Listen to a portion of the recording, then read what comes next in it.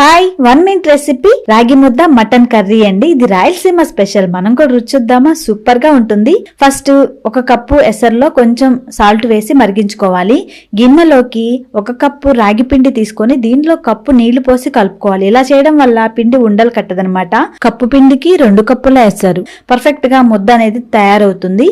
ఈ ఎసర్లో కొంచెం నెయ్యి వేసి మరుగుతున్న ఎసర్లోకి రాగిపిండి కలిపిన నీళ్లను మొత్తాన్ని కూడా పోసుకుంటూ ఉండకట్టకుండా దగ్గరకు అయ్యేంత వరకు ఇలా ఉడికించుకోవాలి.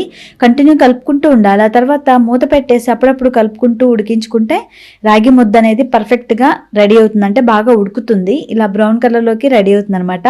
ఫ్రెండ్స్, రాగి ముద్ద అయితే రెడీ అయింది. కానీ మటన్ కర్రీ 1 మినిట్ వీడియోలో నేను పెట్టలేకపోయాను. నెక్స్ట్ పార్ట్లో కంపల్సరీ అప్లోడ్ చేస్తాను. ఫ్రెండ్స్, మీకు డీటెయిల్డ్గా రెసిపీ కావాలంటే యూట్యూబ్లో ఉంది, ట్రై చేయండి. ఈ కాంబినేషన్ సూపర్గా ఉంటుంది. నచ్చిందా? లైక్ చేయండి. Thank you.